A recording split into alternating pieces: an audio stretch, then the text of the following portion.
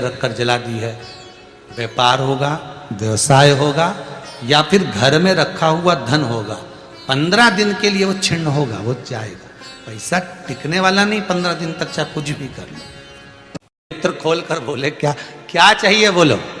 देखिए संबोधन, गरुण घंटी क्यों बजाई जाती है, मंदिर में घंटी क्यों बजाई जाती है, घंटाल क्यों बजाया जाता है, ताली क्यों बजाई जाती है मंदिर के अंदर, कारण क्या है? शंकर के मंदिर में घंटी क्यों बजाई जाती है, शंकर के मंदिर में उस घंटी को क्यों बजाया जाता है, ताली का नाद क्यों करा जाता है, शिव मंदिर में किस लिए करा जाता है? तो लिंग पुराण कहती है कि मंदिर के अंदर या घर के अंदर आप गरुण घंटी जब बजाते हो, घंटी का नाद जब करते हो, तो शिव महापुराण की कथा और लिंग पुराण की कथा, विष्णु पुराण की कथा कहती है मात्र घंटी का नाद कर देने से जितने भूमि पर तीर्थ हैं, जितने साधक साधना कर रहे होते हैं, जितने तपी तप कर रहे होते हैं, जितनी पवित्र नारी स्त्री पतिव्रता धर्म का पालन कर रही होती है, जितने दान पुण्य स्मरण हो रहे होते हैं, उस समय पर जिस समय तुमने घंटी बजाई है, उस पल वो सारे पुण्य घंटी का नाद करते से तुम्हारे खाते में आ जाते हैं, मात्र घंटी का नाद कर देंगे। शंकर जी के मंदिर में जाकर ताली का नाद किया जाता है। ताली का नाद शिव मंदिर में क्यों बजाई जाती है? उसका कारण, उस मंदिर में जितने बैठे होंगे, जो भजन कर रहा, तप कर रहा, साधना कर रहा, अभिषेक कर रहा, पूजन कर रहा, 3 बार ताली बजाने से उनका सारा का पुण्य हमारे खाते में 1 सेकंड में आ गया। और हमें लगता है हम शंकर को रिझा रहे हैं, शंकर को रिझाया, शिव ने तुरंत दे दिया। घर में गरुण घंटी का नाद करना, इसलिए बच्चों को खेलने के लिए घंटी नहीं दी जाती। गरुण घंटी कोई खेलने के लिए नहीं देता, खिलौने दे देंगे, दूसरा सामान दे देंगे, पर गरुण घंटी नहीं देंगे। क्यों नहीं देते? क्योंकि गरुण घंटी का जब नाद करा जाता है तो सबका पुण्य हमारे खाते में आ जाता है। कोई साधारण घंटी बजाना पूजन के समय पर, स्मरण के समय पर, भजन के, इसलिए घंटी भी हर कभी नहीं बजाई जाती, समय समय पर। और आपसे भी निवेदन है, मंदिर में भी जाओ ना तो घंटी का नाद करो तो बड़े प्रेम से करो। ऐसा नहीं कि तुम लेट बजाए जाओ बजाए जाओ बजाए जाओ, ऐसा ही नहीं कि लटकी है तो बजाए जाओ। क्या मतलब? वो घंटी को बजाने के लिए आएगी? नहीं, उसका एक समय, उसका एक संबोधन, उसका एक आनंद। कई मंदिरों में मंदिर का पट बंद हो जाता है, दरवाजा बंद हो जाता है, तो भी लोग घंटी बजा देते हैं। दोष है, दोष है। भगवान अगर मंदिर में सो रहे हैं, लिखा हुआ है मंदिर के खुलने का समय इतनी बजे से इतनी बजे तक, मंदिर बंद है तो घंटी नहीं बजना चाहिए। जिस जगह पर ब्राह्मण विद्वान हैं, साधक हैं, संत हैं, साधु हैं, मंदिर अगर बंद होता है तो उसके साथ में घंटी के नीचे के भाग को रस्सी से ऊपर बांध दिया जाता है जिससे बजे ना। क्यों? कहते हैं अगर भगवान अगर विश्राम कर रहे हैं, सो रहे हैं, निंद्रावश हैं या पट बंद है, उस समय पट बंद का समय है और घंटी का अगर नाद हो जाए तो कहते हैं 11 ब्राह्मण के भूखे रहने का दोष लग जाता है जीव को, मात्र घंटी बजा देने पर, अगर भगवान विश्राम कर रहे हैं। भगवान विश्राम अवस्था में है, पट बंद है, दरवाजा बंद है और लिखा हुआ है समय, मंदिर खुलने का समय 11 बजे से इतनी बजे तक, मंदिर बंद होने का समय इतनी बजे से इतनी बजे तक, और उस बीच में तुमने तो देख लिया कि पट बंद है, तुम तो आ गए, तुमने तो मन में सोचा हम तो इंदौर से आए, हम तो भोपाल से आए, हम तो वहां से आए, हम तो वहां से आए, और भगवान का मंदिर बंद है तो क्या हुआ, हम तो घंटी तो बजाएंगे, तो बजा ले जा। 11 ब्राह्मण भूखे रहने का दोष तुम्हारे खाते में। कितना सुंदर कहा है। शंकर भगवान को बेलपत्र चढ़ी हुई वापिस चढ़ सकती है, पर किसी भी देवता पर कोई फूल पुष्प आपने चढ़ाया, कोई पुष्प आपने चढ़ाया, ठंड का समय है या बारिश का समय है, पुष्प जो चढ़ाया हो सकता है कि मुरझाया नहीं हो। होता है ना ऐसा कभी कभी कि पुष्प मुरझाया नहीं हो, या उसमें ताजगी हो, सुंदर दिख रहा हो, बहुत अच्छा हो, और वो पुष्प चढ़ा हुआ तुमने अगर एक बार उठा लिया, उतर गया, उतरने के बाद फूल कितना भी सुंदर हो, फूल कितना भी ताजा दिखे, पर वो देवता को समर्पित नहीं हो सकता। भले उसमें सुंदरता है। ठंड के दिनों में कई फूल ऐसे भी रहते हैं, भगवान के सामने आपने एक बार चढ़ा दिया, चढ़ाने के बाद वो रखे रहते हैं तो ऐसा लगता है कि बिल्कुल ताजे से दिख रहा है। तो कई माताओं की आदत रहती है उन्हीं फूल से वापिस श्रृंगार कर देती, या उन पुष्प की रंगोली बनाकर भगवान के सामने डाल देती है, पर वो गलत है, वो गलत है। जिस दिए में बाती लगी हुई है, बाती पूरी जल चुकी है, उसकी राख या उसका काला थोड़ा सा भाग दिए के अंदर रखा है और आपने दूसरी बाती रखकर उसको जला दिया, तो वो जलाया गया जो भाग है लक्ष्मी को क्षीण कर देता है। 15 दिन तक व्यापार ठीक नहीं चल सकता। एक बार प्रैक्टिकल करके देखना। दिए के अंदर अगर कोई बाती जल गई, जलने के बाद ठंडी हो गई, ठंडी होकर उसमें राख पड़ी हुई है, या उसके अंदर कोई काला सा आप गोल बत्ती लगाते तो काला का एक भाग काला काला सा जला हुआ उसके अंदर रह जाता है। कई लोगों की आदत रहती है कि अभी शाम का टाइम तो है, उसको कौन हटाए, उसी में अपन दूसरी बत्ती रख दो, जला दो, उसी में रखकर दूसरी बत्ती जला दो। भाग उसी में पड़ा हुआ है पुराना, और आपने दूसरी बत्ती अगर रखकर जला दी है, व्यापार होगा, व्यवसाय होगा, या फिर घर में रखा हुआ धन होगा, 15 दिन के लिए वो छिन्न होगा, वो जाएगा।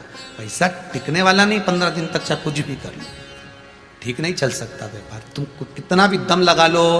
कई लोग कहते भी होंगे कि हमारी दुकान तो 8 दिन तो अच्छी चलती, 8 दिन के बाद नया क्या हो जाता है, 15 दिन अच्छी चलती, 15 दिन के बाद नया जाने क्या हो जाता है। तो उसमें गलती ढूंढो कि हम गलती क्या कर रहे हैं। ये तो व्यापार तो अच्छा चल रहा है, ग्राहक भी आ रहे हैं, सब कुछ होता है। जब 15 दिन ग्राहक आते हैं तो 15 दिन क्यों नहीं आते, 8 दिन ग्राहक आते हैं तो 8 दिन क्यों नहीं आते, उसके पीछे तुम्हारा कोई कारण होगा। फिर अपनी गलती को ढूंढो कि हमारी गलती क्या बोली।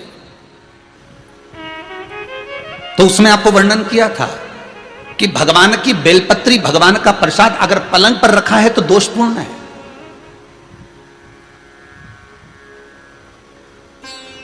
वो दोषपूर्ण है।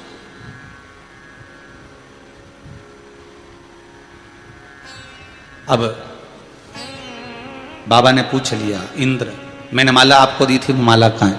इंद्र कहते हैं मैंने तो एरावत को दे दी थी। एरावत से पूछा वो कहां है? मैंने तो अपनी मस्ती में फेंक दी, पांव के नीचे आ रही है।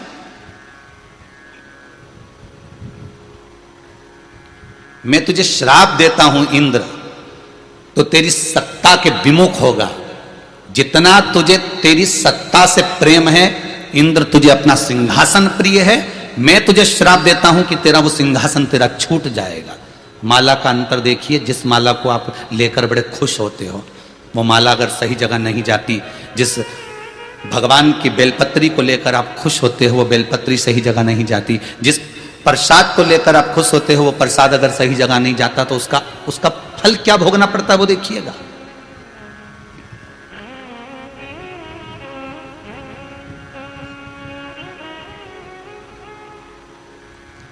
एक कथा आपको सुनाते हैं, वो कथा नहीं है, हमारे जीवन का प्रत्यक्ष उदाहरण है,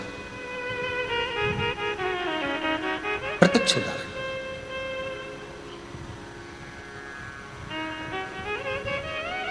भवानी मंडी में भंवरलाल जी शर्मा रहते हैं, शायद वो कथा सुन रहे होंगे। वो कथा सुन रहे होंगे, ये मुझे विश्वास है। उनका नियम था, हर महीने वो गोवर्धन नाथ जी की परिक्रमा करने जाते थे, और हमारा भी नियम था, हम गोवर्धन नाथ जी की परिक्रमा हर महीने करने जाते थे। कई बार ऐसा योग बन जाता था कि वो परिक्रमा पे हमारी कोई पहचान नहीं है, हमारी कोई जान नहीं है। ये भंवरलाल जी का नाम हमको तो बाद में मालूम पड़ा कि ये भवानी मंडी के रहने वाले, वो भी पूछा उनसे, वो भी रो रहे थे तब पूछा गया। ये हकीकत की कथा, ये कोई कथा किसी पुस्तक से नहीं है, ये प्रमाणित था। और उनका नियम था, गोवर्धन नाथ जी की परिक्रमा करते, लगाते, भगवान को शाम के समय पर वो बाबा को राजभोग धराते, गिराता था। खूब भगवान की सत्ता थी, खूब वैभव था, खूब पैसा था। जितनी बार आते वो आधा पीपा का, एक पीपा का, आधी बोरी का, एक बोरी का, वहां बोरी से राजभोग होता है गिराची में, तो वो भोग लगा देते, ठोर, मोहन थाल, लड्डू सब करते। अब धीरे धीरे बहुत उनका वैभव, बहुत पैसा था भंवरलाल जी के यहाँ, काम भी अच्छा था उनका, शायद पत्थर वत्थर का कोई काम था तो अच्छा। 6 महीना 8 महीना लगातार परिक्रमा उन्हें हर महीने करी, हम भी जाते रहे परिक्रमा, हमने भी घनी करी। तो धीरे धीरे व्यापार उनका थोड़ा कम हुआ, जो उनका पत्थर का काम था वो धीरे धीरे एक जगह का कहीं बंद हो गया, दूसरी जगह का भी बंद हो गया, तीसरी जगह का भी बंद हो गया। बड़े दुखी हो गए।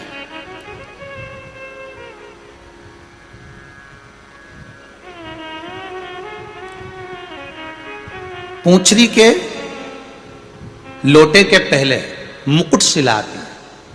उस मुकुट शिला पर हम बैठे हुए थे और ये भैया निकल कर जा रहे थे और आज ये दोनों पति पत्नी की आंख में आंसू भरे हुए थे परिक्रमा करते करते। अब मुख से निकल गया, भैया आप कौन हो, क्यों रो रहे हो? और वो भी गिरिराज दादा की शरण में रो रहे।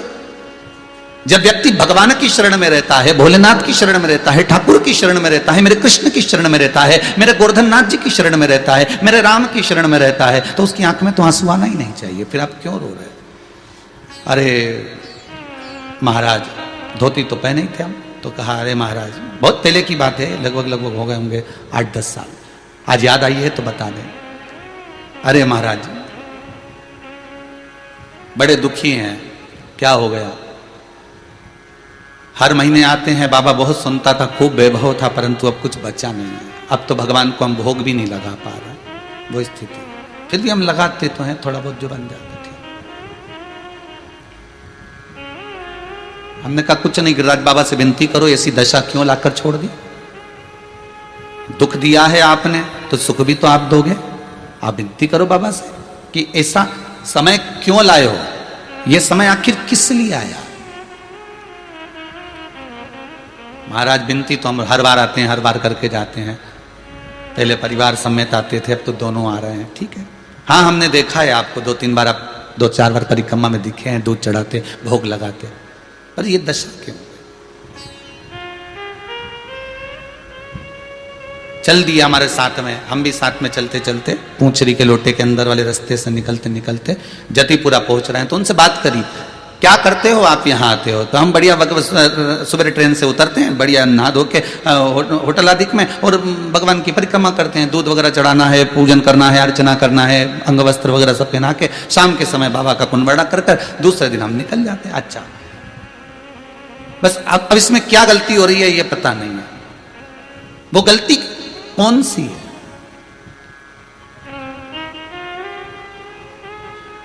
स्कंद पुराण में एक चीज बहुत पहले पड़ी हुई थी, बेलपत्री हो, प्रसाद हो, माला हो, इसका जब अपमान होता है तो व्यक्ति को रोना पड़ता है। ये स्कंद पुराण कहता है।